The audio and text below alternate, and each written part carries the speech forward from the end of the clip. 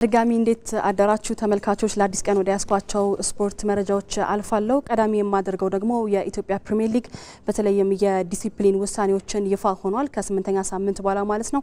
የ8ኛ ሳምንት ጨዋታዎች ማክሰኞ ዕለት መጠናቀቃቸው ይታወሳል። ከነዚህ ጨዋታዎች በኋላ የዲሲፕሊን ውሳኔዎች ተላልፈዋል። በዚህ መሰረት በተለይም ፋሲል ከነማ ከወላይታ ዲቻ ባደረጉት ጨዋታ 1-1 የተጠናቀቀ ጨዋታ እንደነበር ይታወቃል። በዚህ ጨዋታ ላይ ቃል ኪዳን ዘላለም በቀይ ካርድ ወጥቶ እንደነበር የሚታወስ ነው። ታዲያ በዲሲፕሊን የቅጣት ውሳኔ ቃል ኪዳን ዘላለም በክርኑ ሆም ብሎ ነው የተማታው በሚል እንግዲህ 4 ጨዋታዎች ገዳና እንደዚሁም የ3000 ብር የገንዘብ ቅጣት ተላልፎበታል ማለት ነው። ሌላኛው ደግሞ መቻል በተለይ ከድሬዳዋ አቻ ሲለያዩ በተለይ በዚህ ጨዋታ ላይ 2 ቀይ ካርዶች በሁለቱም ክለቦች መካከል ተመልክቶ እንደነበር የሚታወስ ነው። መናፍ ኢምሮ እንደዚሁ በሰራው ከባድ ጥፋት እንደዚሁ በቀይ ካርድ ወጥቶ እንደነበር ይታወቃል የመቻሉ ማለት ነው። ታዲያ 3 ጨዋታና የ3000 ብር ቅጣት እንደተላለፈበት እንደዚሁ ተነግሯል። እንግዲህ በዚህ ጨዋታ ላይ መሐመድ ኑር ናስር የድሬዳዋን ግብ ያስቆጠረው መሐመድ ኑር ናስር እጅግ ከባድ ጉዳት አስተናግዶ ከሜዳ እንደወጣ የሚታወስ ነው። የድሬዳዋ አቡበከር ሻሚል እንደዚሁ ሌላኛው በቀይ ካርድ የወጣ ተጫዋች እንደነበር ይታወቃል። እንግዲህ አንድ ጨዋታ ብቻ የ9ኛ ሳምንት ጨዋታ የሚያመልጠው ነው የሚሆነው። እንግዲህ በ5 ጨዋታዎች ላይ ሊጉ የሲቢ የኢትዮጵያ ፕሪሚየር ሊግ ጨዋታዎች ላይ ቢጫ ካርድ የተመለከቱ ተጫዋቾችም እንደዚሁ በቀጣይ አንዳንድ ጨዋታ የሚያልፋቸው ነው የሚሆኑት። ከነዚህ መካከል እንደነ ያሲን ጀማል የኢትዮጵያ ንግድ ባንኩ ተጫዋች እንደዚሁም ደግሞ የምድረገር ነሽሬው ተጫዋች አዲስ ተስፋዬ እንደዚሁ ማንሳት የምንችላቸው ተጫዋቾች ናቸው። ሌላኛው ግን በተለይም ደግሞ በርካታ የክለብ ተጫዋቾች እንደዚሁ የገንዘብ ቅጣት ተላልፎባቸዋል። ከነዚህ መካከል የድሬዳዋ የኢትዮጵያ ንግድ ባንክ፣ መቀሌ ሰባ እንደርታ፣ ሸገር ከተማ ወልዋሎና ነገሌ አርሲ እንደዚሁም ተጫዋቾች የነዚህ ክለብ ተጫዋቾች የገንዘብ ቅጣት የተላለፈባቸው ተጫዋቾች ናቸው ማለት ነው። ሌላኛው መረጃችን የኢትዮጵያ ሴቶች ፕሪሚየር ሊግን ይመለከታል። 10ኛ ሳምንት ላይ ደርሷል። ትናንትና ጨዋታዎች ተደርገው ነበር። በተለይም ይርጋ ጨፌን ከኢትዮ ኤሌክትሪክ ያገናኘው ጨዋታ በኢትዮ ኤሌክትሪክ 4-2 አሸናፊነት ተጠናቋል። ትግስት ያደታ 2 ግቦችን አስቆጥራለች ለኢትዮ ኤሌክትሪክ። ትግስት ያደታ የጨዋታውን ኮከብ ነበረች። የተቀሩትን 2 ግቦች ኢየሩሳሌምና ማህሌት ምትኩ ናቸው ግቦቹን ያስቆጠሩት ማለት ነው። በተለይም ኢትዮ ኤሌክትሪክ እንግዲህ በውድድር ዓመቱ እጅግ በጣም አስደናቂ ጉዞን እያደረገ ነው የሚገኘው። ነጥባቸውን 30 ላይ አድርሰዋል። 10ኛ ሳምንት ላይ ደርሶ ሊጉ 30 ላይ አድርሷል። ተከታታይ ሳምንታትም አሁንም እያሸነፉ ነው የሚገኙት ማለት ነው። በተለይም ደግሞ ሌላኛው የዋንጫ ተፎካካሪው አዋሳ ደግሞ እንደዚሁ ከአርባ ምንጭ ያደረጉት ጨዋታ 1-1 በሆነ አቻ ውጤት ነው የተጠናቀቀው። በተለይ ሀዋሳ የምስራች ግብ እንደዚሁ በፍጹም ቅጣት ምት የምስራች ባስቆጠረችው ግብ ሲመሩ ቢቆዩም ግን ውጤቱን ማስጠበቅ አሊያ ደግሞ ተጨማሪ ግቦችን ማስቆጠር ሳይችሉ አርባ ምንጭ በምህረት አለሙ 1 ግብ በተለይ ደግሞ አርባ ምንጭን ከሽንፈት የታደገች ግብ አስቆጥራ 1-1 በሆነ ውጤት ጨዋታው አልቆ 1 ነጥብ ከጨዋታው ወስደዋል ማለት ነው። ሌላኛው ጨዋታ ሲዳማ ቡና በሸገር ከተማ ያገናኘው ጨዋታ በሸገር ከተማ 1-2 አሸናፊነት ተጠናቋል። ሲዳማ ቡና ጠንካራ ከሚባሉ ክለቦች መካከል የሚነሳ ክለብ ነው። ነገር ግን ተከታታይ ጨዋታዎችን እየተሸነፉ ነው የሚገኙት። 3ኛ ተከታታይ ሽንፈታቸው እንደሆነም ማንሳት ይቻላል። ዛሬም ሊጉ ቀጥሎ ይደረጋል። የ10ኛ ሳምንት ጨዋታዎች በተለይም ቀን 7 ሰዓት ላይ ባህር ዳር ከተማ ከአዳማ ከተማ የሚያደርጉት ጨዋታ ይጠበቃል። እንደዚሁም ደግሞ መቻል ከልደታ ክፍለ ከተማ የሚያደርጉት ጨዋታ 9 ሰዓት ላይ የሚደረግ ጨዋታ ናቸው። እንግዲህ ትናንትና በተደረጉ ጨዋታ ላይ አሁንም ኢትዮ ኤሌክትሪክ መሪነቱን አጠናክሯል ማለት ነው። ሌላኛው መረጃችን የዓለም የወንዶች ቦክስ ሻምፒዮናን ይመለከታል። በተለይም ደግሞ የቦክስ ሻምፒዮናው በዱባይ ጅማሮን አድርጎ እየተከናወነ ነው የሚገኘው። የኢትዮጵያ የቦክስ ብሔራዊ ቡድንም ኢትዮጵያ የሚወክል ነው የሚሆነው በዱባይ ማለት ነው። እዛ ነው የሚገኙት። በተለይም ደግሞ በ5 ቦክሰኞች እንደዚሁም በ2 አሰልጣኞች ነው በዱባይ በሚኖረው ውድድር ላይ ኢትዮጵያ የምትወከለው ማለት ነው። በተለይም ከአዲስ አበባ ፖሊስ ፌዴራል ማረሚያ የኦሜድላ ቦክሰኞች ናቸው። እነዚህ 5 ቦክሰኞች ከነዚህ የተገኙ ቦክሰኞች ናቸው በዛ የሚሳተፉ ማለት ነው። በተለይም በተለያዩ ኪሎ ሲሳተፉ በ48 ኪሎ ግራም፣ በ51፣ በ54፣ በ57 እና በ60 ኪሎ ግራም ኢትዮጵያን ወክለው የሚፋለሙ ይሆናል ወይም ደግሞ የቡጢ ፊልማ ላይ የሚፋለሙ ነው የሚሆነው። በቀጣይም እንግዲህ በነዚህ ውድድሮች ላይም እንደዚሁ ውጤት ኢትዮጵያ ታመጣለች ተብሎ ነው የሚጠበቀው ማለት ነው። ሌላኛው መረጃችን የአዲስ አበባ የቮሊቦልን ይመለከታል። የአዲስ አበባ ቮሊቦል ውድድር እየተከናወነ ነው የሚገኘው በ10 ክለቦች መካከል ማለት ነው። ህዳር 15 ነበረ ውድድሩ የጀመረው። በተለይም ደግሞ አሁን ላይ የቮሊቦል ክለቦች እያደጉ መምጣታቸው ውድድሮቹንም ይበልጥ ደማቅ እያደረጋቸው ነው የሚገኘው። ይህንንም የክለቦች መበረካትም ይህንን የሚያሳይ እንደሆነ ማንሳት ይቻላል። በተለይም ደግሞ በወንዶች ቮሊቦል ስፖርት በጠንካራነት ከሚነሱ ክለቦች መካከል እንግዲህ መቻልና አዲስ አበባ ፖሊስ ይነሳሉ። በተለይም የፍጻሜ ጨዋታ የወንዶች የፍጻሜ ጨዋታ ሲደረግ ቅዳሜ ነው የሚደረገው። ሁለቱ መቻልና አዲስ አበባ ፖሊስ የሚያደርጉት የፍጻሜ ፍልሚያም እንደዚሁ በእጅጉ የሚጠበቀው ነው የሚሆነው። ቅዳሜ የሚከናወን ጨዋታ ነው የሚሆነው። ወደ ሌላኛው መረጃችን ስናልፍ ወደ እንግሊዝ ፕሪሚየር ሊግ እናልፋለን።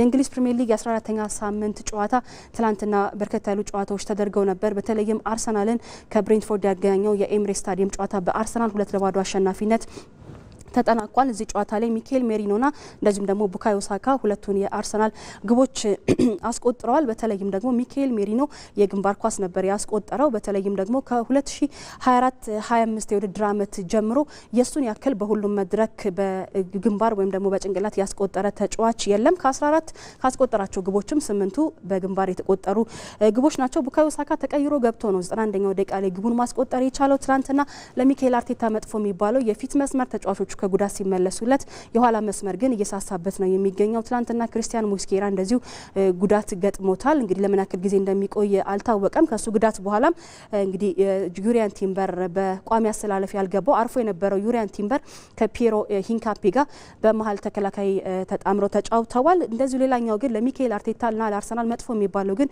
የዴክላን ራይስ ጉዳት ነው። ከጨዋታው በኋላ ሚካኤል አርቴታ ጠይቆ ለምን ያክል ጊዜ ዴክላን ራይስ ከጨዋታ እንደሚርቅ አልታወቀም። በቀጣይ የሚታወቅ ይሆናል ነው ሲል የተናገረው። እንግዲህ ትናንትና አርሰናል በርከት ያሉ ልውውጦችን ማድረግ ችሏል። በጨዋታው ላይ ቤን ዋይትም ተሳልፎ ተጫውቶ የጨዋታው ኮከብ ተብሏል። አርሰናል 18 ጨዋታዎችን በሁሉም መድረክ አልተሸነፈም። እንደዚሁ መሪነታቸውን አጠናክረዋል። 33 ነጥብ ይዘው በመሪነት ላይ ነው የሚገኙት። በቀጣይ ደግሞ ካስቶን ቪላ በሊጉ የሚጫወቱ ነው የሚሆኑ። ሌላኛው ጨዋታ ሊድስን ከቼልሲ ያገናኘው ጨዋታ ነው። በዚህ ጨዋታ ሊድስ ቼልሲን 3-1 በሆነ ውጤት ማሸነፍ ችሏል። ቼልሲ ከአርሰናል በነበራቸው ጨዋታ ላይ ያሳዩትን ብቃት መድገም አልቻሉም። ከረፍት በፊት አስቀድሞም 2-0 በሆነ ውጤት ሲመሩ ነበረ። ፔድሮ ኔቶ ከረፍት መልስ ቼልሲን ወደ ጨዋታው ለመመለስ ያደረገው ጥረት ግን ሳይሳካ ቀርቶ እንደዚሁ ካልቨርት ሊዊን ሶስተኛውን ግብ ለሊድስ አስቆጥሮ እንግዲህ ቼልሲ ተሸንፏል 3-1 በሆነ ውጤት ማለት ነው። እንግዲህ በተለይም ደግሞ ወደ ኢላንድ ሮድ አቅንቶ ያደረጋቸውን ጨዋታዎች ያሸነፈው 19% ብቻ ነው። ይህም እንግዲህ ምን ያክል መጥፎ ታሪክ በዚህ ሜዳ ላይ እንዳለው ማንሳት ይቻላል። ትናንትናም የኋላ መስመራቸው በእጅጉ ሳስቶ ነው ትናንት የታየው ማለት ነው። እንደዚሁም የሊድስ የፕሬሲንግ ጫና ፈጥረው እንደዚሁም ደግሞ በኋላ መስመር ላይ 5 ተጫዋቾችን አሰልፈው መጫወታቸው ለቼልሲ በእጅጉ ያከበደው ነበር። ለቼልሲ ግን መልካም ዜና የሚባለው የኮል ፓልመር ወደ ስብስቡ መመለስ፣ ትናንትናም ከጨዋታው ላይ እንደዚሁ ተቀይሮ ገብቶ ጨዋታ ማድረግ ችሎ ነበር። ትናንትና ግን ቼልሲ ሞሴስ ካሴዶን ማጣቱ ምን ያክል እንደጎዳው በትናንትና ጨዋታ ላይ ያሳየ ነበር ማለት ነው። ሌላኛው ጨዋታ ሊቨርፑልን ከሰንደርላንድ ያገናኘው የአንፊልድ ጨዋታ ነው። ትላንትና በ1-1 በተጠናቀቀው ጨዋታ ላይ እስከ 80ኛው ደቂቃ ድረስ ሰንደርላንድ እየመራ ነበር። ምናልባት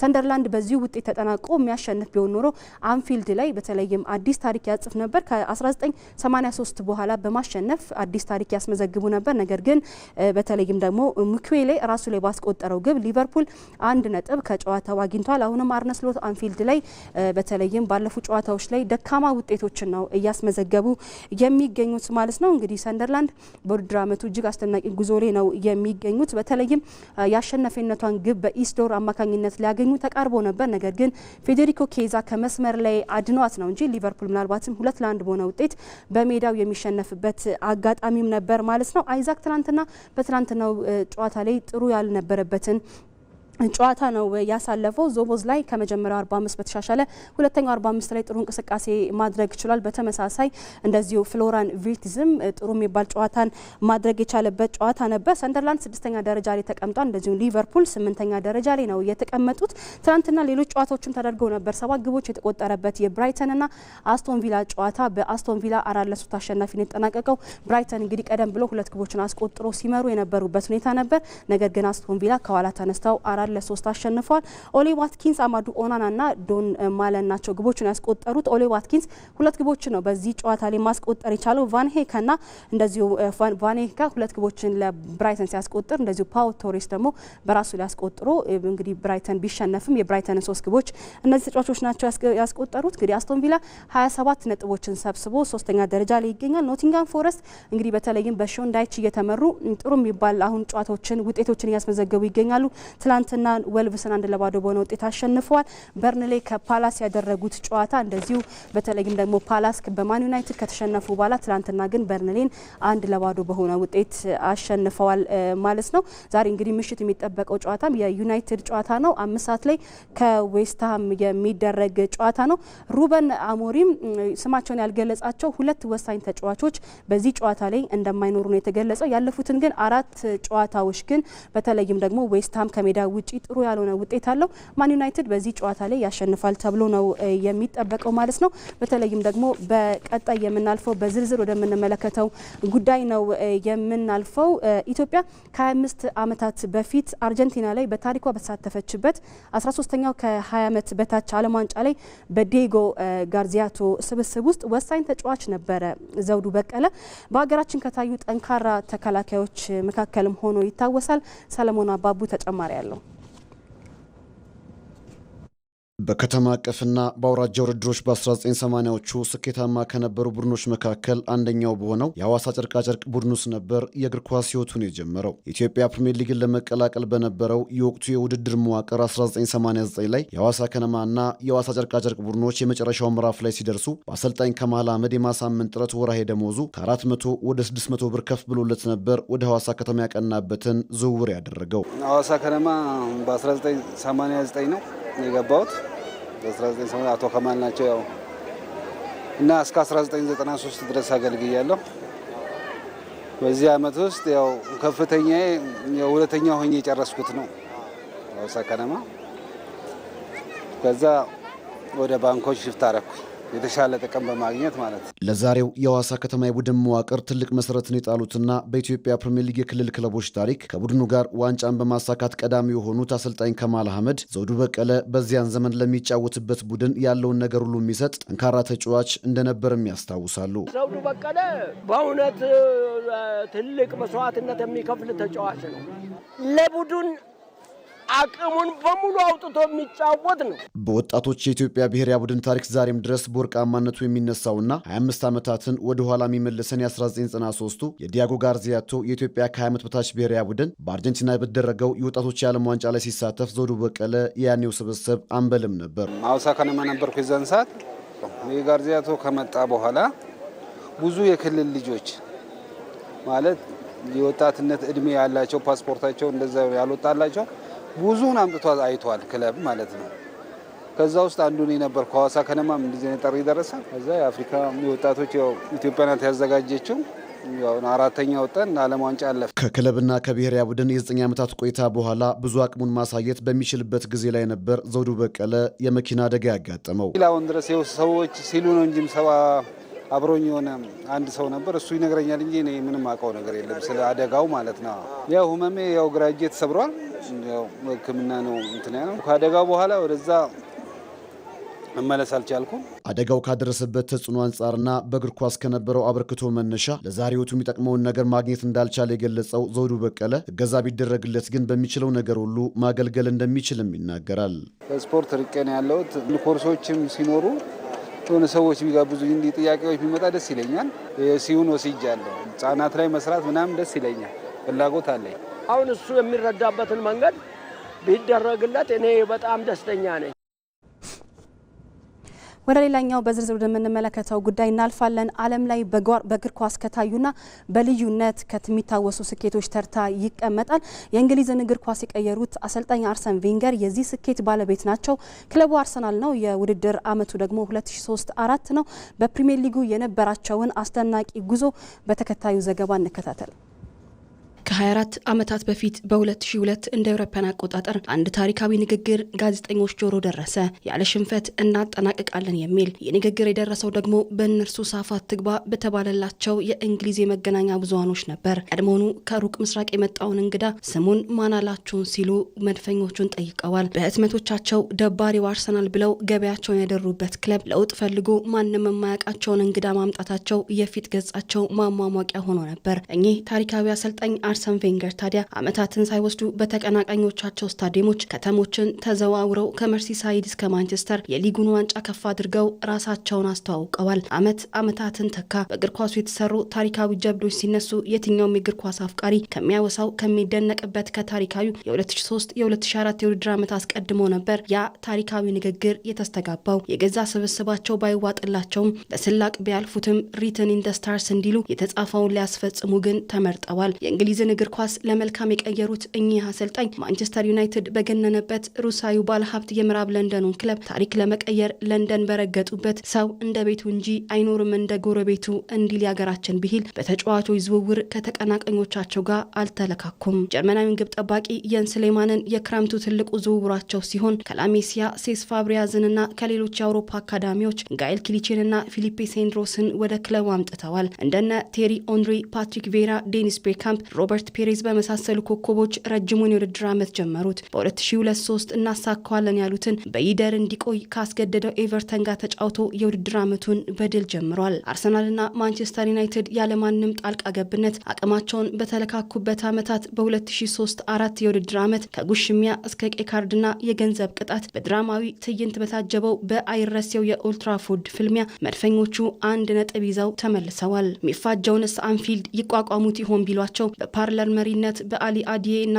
ኦንሪ የፊት መስመር ጥምረት ከ3 ነጥብ ጋር ተመልሰዋል። ለከተማ ተቀናቃኛቸው ያልተኙት ፕሮፌሰሩ የእግር ኳስ ቫይረስ ነው በሚሉት የአገራት ጨዋታዎች ቁልፍ ልጆቻቸው ቢጎዱም የቡድኑ የአንድነት መንፈስ ጉዟቸውን አስቀጥሏል። ከ2003 ወደ 2004 ሲሻገሩ አመት ሲቀየር መድፈኞቹ አልተቀየሩም። ያለ ሽንፈት ቀጥለዋል። በጥር የተጫዋቾች የዝውውር መስኮት አርሰን ቬንገር ሆዜ አንቶኒዮ ሬስን ከሲቪያ አስመጡ። ከተከታዮቻቸው በ9 ነጥብ ርቀው የካቲት ወርን ተቀበሉ። ወስን ጨዋታዎች ሲቀሩ የመገናኛ ብዙሃኖች በስፋት ሽፋን ሰጥተው ተወያይተውበታል። ሊያሳኩት ይሆን ሲሉም ወደ ተከታዮቻቸው አሻግረዋል። ተመርተው አሸንፈዋል። አንዱ ደግሞ የሊቨርፑል ጨዋታ ነበር። አሰልጣኝ ጀራርድ ሆዬ ኦንሪን ባደነቁበት ጨዋታ በኦንሪ ምታታዊ እግሮች ታግዘው 2-1 ከመመራት 4-2 አሸነፉ። በቡድኑ ያሉ ፈጣን ተጫዋቾችን በመጠቀም የሚያደርጓቸው የተሳኩ ፈጣን ሽግግሮች በአማካይ ክፍል የቁጥር ብልጫ መውሰድ፣ ተጋጣሚዎች መልሶ ማጥቃትን ምርጫቸው ሲያደርጉ የመስመር ተከላካዮቻቸውን ወደፊት አስጠግተዋል። ተጋጣሚዎች መሃሉን ተጠጋግተው ሲከላከሉም መስመሩን ተጠቅመዋል። የፕሮፌሰሩ የታክቲክ ልዕቀት ላይ የተጫዋቾቹ ከፍ ያለ